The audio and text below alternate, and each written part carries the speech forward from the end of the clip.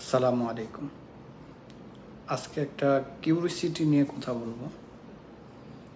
আমাদের দেশে যারা সরকারে আসে, সরকারে আসার পরে কি তারাই খারাপ হয়ে যায়, নাকি আমরা সাধারণ মানুষ যারা আছি তারাও খারাপ? একেবারে সদ্য ঘটে যাওয়া একটা বিষয় আমাকে 2-3 দিন যাবতই খুব ভাবাইতেছে। সেটা হচ্ছে বৈষয়িক কারণে দেশব্যাপী যে জ্বালানি সংকট ছিল, বিশেষ করে আপনার তেলের যে সংকটটা চলছিল,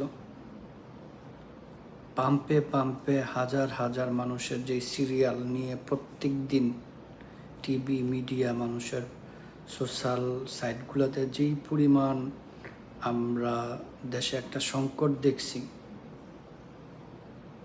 তেলের দাম সরকারিভাবে বেড়ে যাওয়ার পর ওই সংকট মুহূর্তের মধ্যে গায়েব।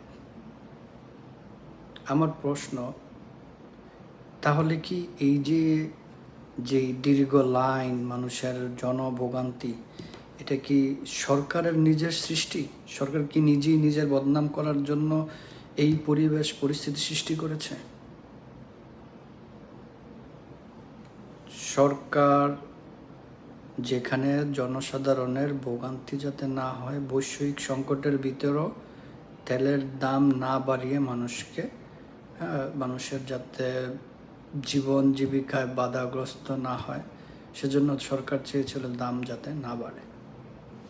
কিন্তু আমরা কি করছি? সাধারণ জনগণ, ব্যবসায়িক পলিসি তো আমরা সবাই জানি। 10 টাকা দিয়ে একটা পণ্য কিনে তো আমরা কেউ 8 টাকা বিক্রি করব না।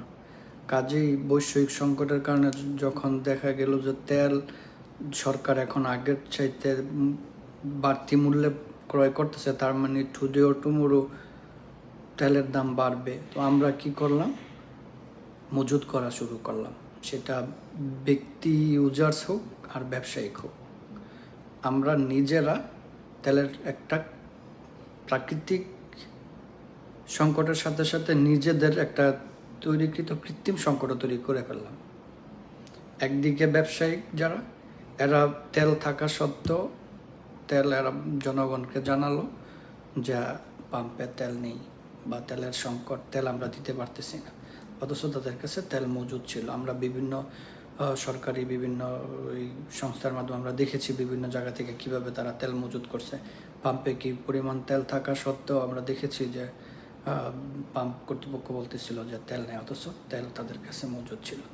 আর আমরা যারা সাধারণ গ্রাহক, আমরাও কি করছি? আমার বাইক আছে বা আমার প্রাইভেট কার আছে, আমি সকালে এক পাম্প থেকে নিয়েছি, দুপুরে এক পাম্প থেকে নিয়েছি, বিকালে এক পাম্প থেকে নিয়েছি। একটা থেকে নিয়ে বাসায় নিয়ে ওইটাকে আমরা মজুত করছি নিজেদের রুমে, খাটের নিচে।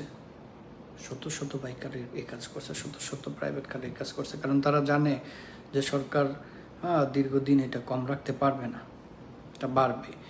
কাজেই আমরা কৃত্রিমভাবে একটা সংকট তৈরি করে দেশেও একটা বিশৃঙ্খলা সৃষ্টি করেছে, সরকারও আমরা একটা বিভাগে ফেলাইছি। আজকে যখন সরকার তেলের দাম স্বাভাবিক করে দিছে, এখন ব্যবসায়ীদেরও তেলের সংকট নেই, জনগণেরও তেলের সংকট নেই, সব কিছু নর্মাল। এবার আপনি আমাকে বলুন, এই দেশের সরকার খারাপ না এই দেশের মানুষ খারাপ?